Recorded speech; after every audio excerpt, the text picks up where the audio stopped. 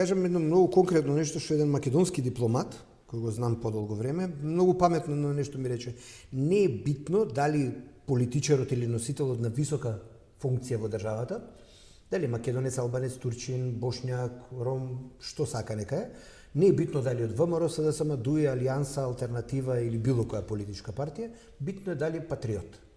Во оваа држава зборот патриот задните 10 години е до толку девалвиран што зборот патриот е доведен на ниво на исмевање, на подценување, на своевиден дури клиентелизам ради интерес, така да ние заборавивме да бидеме патриоти или јас поубаво би се изразил родолюби. Значи, патриотот не мрази други, патриотот не се занимава со други, патриотот го сака тоа што го има. Вие во вашето семејство, вашиот дом, доколку се грижите за ваши брачен другар, за децата, за родителите, вие сте домашен своевиден патриот или народно речено домајкин. Ние заборавивме да бидеме домајкини во сопствената држава. Јас така го гледам патриотизмот како форма. Значи, без оглед таа негативна селекција која ние имаме на кадри, ние неретко гледаме на сервилност, на клиентелизам, на адаптабилност, на извршување на наредби, но не гледаме дека личностите кои ги поставуваме неретко имаат изместена матрица. Прост пример ќе кажам. Апропо пежоративното име, кој ние сега го имаме како додавка во идентитетот, иако вела дека не е загрозен, и во името на самата држава.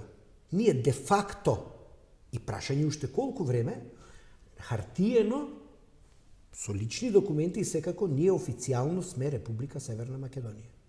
Ни се допаѓа тоа или не, го одбиваме или не, де факто ние во документите, еве лична карта извадив оваа година нова и возачка дозвола, пишува Република Северна Македонија. Кој ги тера носителите на јавни функции упорно тоа да го форсираат во вербалната терминологија? Прво, го иритираат народот, второ, наметнуваат нешто што нема никогаш да фати корен, и трето, покажуваат својата сервилност и полтроство. И сега знаете што се случува? Носителите на функцијата од владеачката СДСМ, премиерот, министрова го форсираат, а македонските албанци од ДУИ и добар дел од такви ликови, кога сватија дека иритираат, они почнаа Македонија да ја користат. Пазите која иронија. Значи, основната почит према тој на кого му се обраќаш е прашање да го почитуваш него како човек. Ние заборавивме да се почитуваме себе си со желба да му ги исполниме желбите на некој нешто што ни наметна. Хипотетички кажувам пример за да на сите им биде поблиско и појасно ова што го кажувам. Ти се викаш Слободан. Пријателите те викаат Собе. Некој нагалено ти смислил некој надимак. Тој што те неки може да те вика по надимакот, но да те натера сам да се викаш по прекарот кој ти не сакаш да го прифатиш, или да ти го наметни, ти да се поздравиш кој ќе ти го каже тој прекар. Не може. А ако си дозволиш тоа, тоа зборува тоа за тебе како личност. Значи, ние низ политичкиот дискурс и времето на функционирање сме имале разни наметнати работи. Ти суптилно или вака можеш едноставно да го одбиеш или да не го прифатиш. Има зборови што луѓето ги навредуваат. Верски, етнички, село, град, односо вона. Тоа што другиот не ќе да го чуе, не му го наметнува. На хартија де факто знаеме дека го има, но не ми го наметнува во интерна комуникација. Токму затоа ние го имаме тој проблем. Ние имаме проблем на структура на луѓе кои се слуги на некои странски фактори, некои странски структури и мислат дека таквите структури нив ќе ги одржат и зачуваат на власт.